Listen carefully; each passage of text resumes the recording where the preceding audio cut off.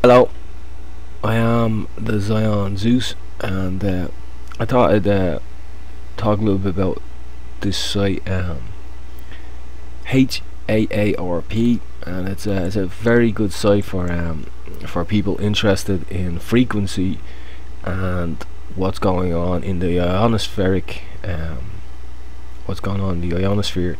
It's a great site for those folks interested in science and physics and so on, and it's also related to radio science. So go check it out. They put a lot of great information up here. They have some good pictures here, and kind of here's a good diagram of what happens. It comes up, hits the ionosphere, comes back down, goes up, UHF SATCOM GPS, apparent line of sight. So they have a couple of good things up there. If we look at photos, here's the institution. There's a lot of good information on here, and this is haarp.alaska.edu. That's where it's located. But what I want to look at a little bit and use some of that data here is the main calendar comes to an end tomorrow, based upon certain research by a lot of different individuals, notably Dr. John Callman and also Ian Lungold, and they disputed that the calendar would not end next year, as has been publicized and kind of driven by the media. They disputed that. Well, with that in mind, I was like, well, where's a good place to look at the ionosphere? Would be a facility that works with technology, and I kind of came across this site here, and it looks like, as I said, a lot of good physics and science involved in it. And there's the auroras right there. You also have HARP cams too, very interesting. Let's actually have a look at them.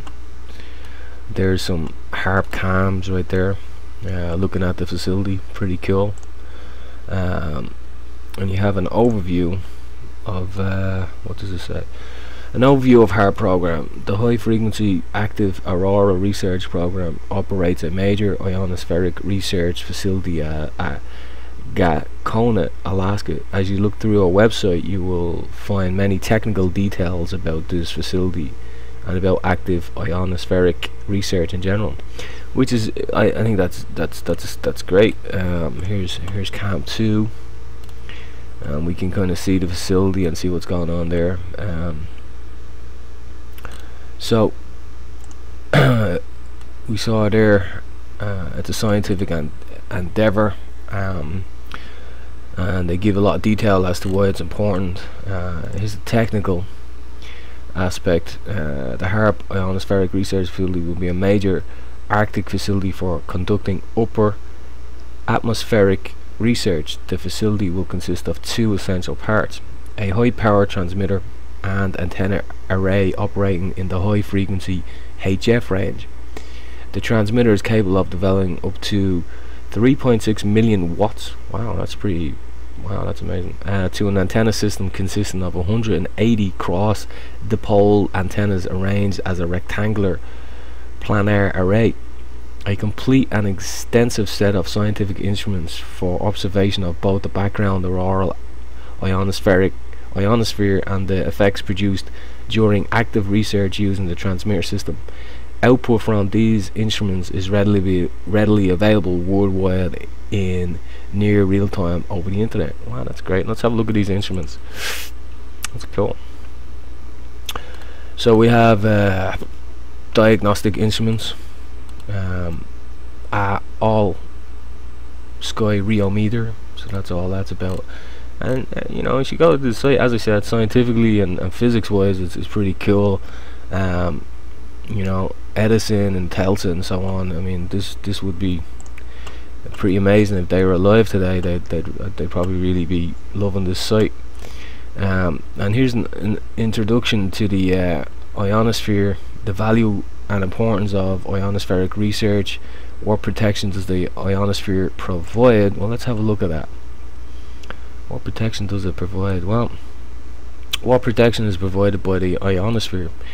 Earth's atmosphere is a mixture of gases, mostly nitrogen and oxygen. At the surface, nearly all of these gases are in molecular form, i.e. 2 atoms of oxygen, O2, or 2 atoms of nitrogen, N2. As the altitude above the Earth increases, the density of the gases decreases rapidly, and the makeup of the gases also changes as some of the molecules are broken into individual atoms by incoming solar radiation. The figure to the left shows how the concentration of atomic and molecular gases changes as the altitude above the Earth's surface increases. Okay, well, let's E layer, F layer, height, got it. O2 molecular oxygen, N2 molecular nitrogen, O atomic oxygen, O plus atomic ions, E electrons. Interesting. Okay, so let's have a look at some of the technical tools they have up here. Pretty amazing. Technical information. Where's their tools? I wonder, do they have any tools? Where are their tools? What's this? Okay, so the complete antenna element, the low band dipole, high band dipole, the matching networks and balun, some performance parameters for the harp antenna system. Okay, so it's like a big radio. That's okay, transmitting and receiving. And then they have links that go into the ozone layer, which is NASA, and the ozone layer, NOAA, about the ionosphere, about the ion. They have a Wikipedia link there. I wonder, do they have any tools? Wait, here's a radio meter. How does it? Okay. How is the radiometer used scientifically? So there's a lot of information up here. As I said, I mean, if you're physics based, or you're, you know, the Horse of the Earth, or scientifically based, it has a lot of great graphs and information up here about the ionosphere, and it is definitely something we gotta take a close look at right now, because of what's going on with the sun, with the sunspots, and this could be a good place to get a lot of data from, about, you know, what could be hitting the ionosphere, and it's something to look at. The value and importance of ionosphere research. So they give how important it is for this research, so on and so forth.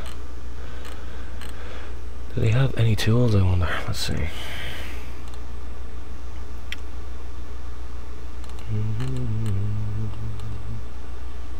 Mobile device, home, sitemap, how to contact her, glossary terms. What's the sitemap? Learn about.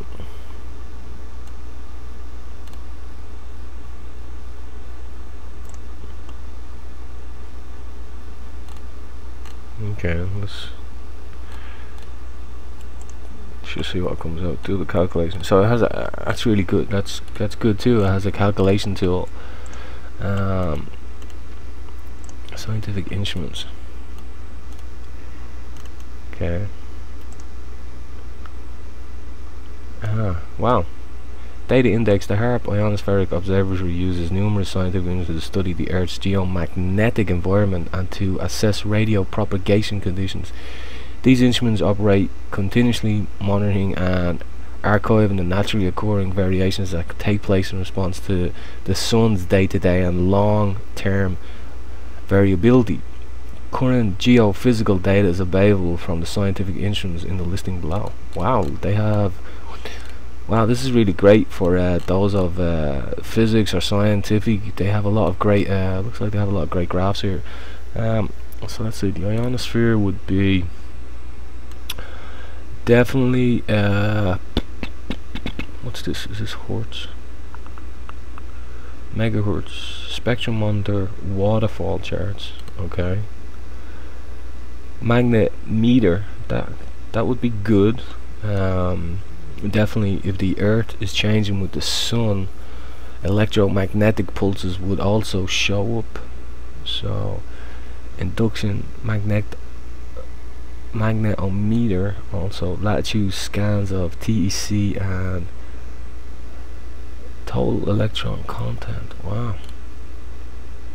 Observatory weather station, current weather conditions and charts, new weather station charts. Wow. Harp coil all sky images. No, the imager is currently down for maintenance. Latest all sky image. Well, let's have a look at that. What is this?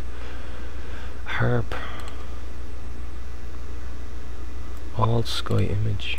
Is this looking at the sun? What is this looking at, I wonder? Okay, so I'm gonna look into that a little bit more. Some great tools here. What's spectrum monitor waterfall charts, FM broadcast. Wow, they have some good tools here. What's this? Higher resolution 24-hour chart today. You can click down that and go there. So today's date, yeah. So it's all based in UTC time. A lot like NASA actually. 10:27. I wonder what that is. There's a big gap there. What time is that at? UTC time. So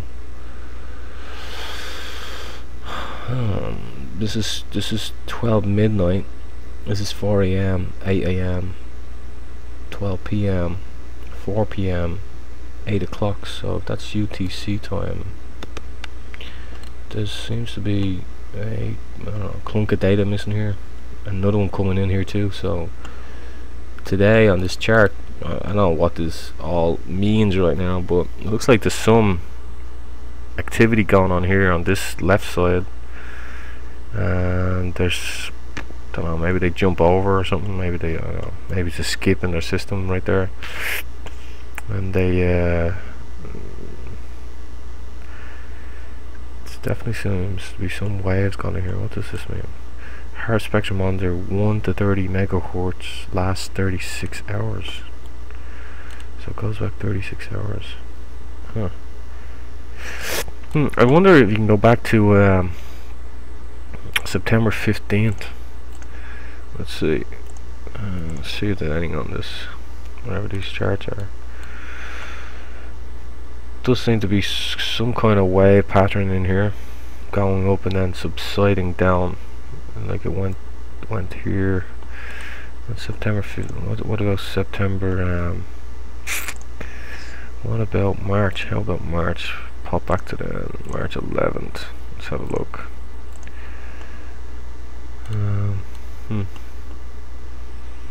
Doesn't seem to be much going on there.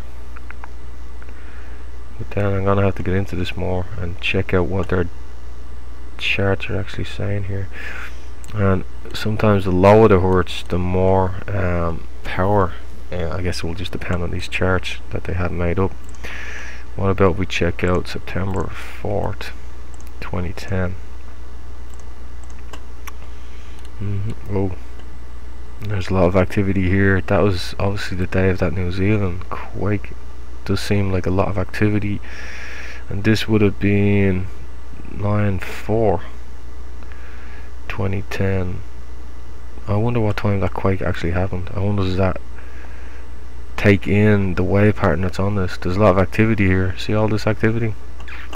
Interesting. Let's go back to September 27th and have a look.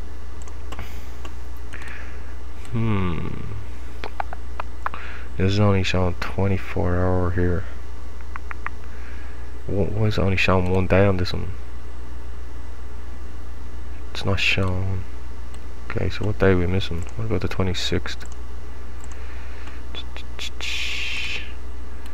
There's definitely activity on that day. So I am the Zion Zeus, and make sure you check out yourdivineroots.com. Go to the events page. We have a class going on tonight, Mystery Matter. So sign up, email zionzeus@yourdivineroots.com and sign up tonight. and I will do more videos on this over the next couple of days. But have a good day.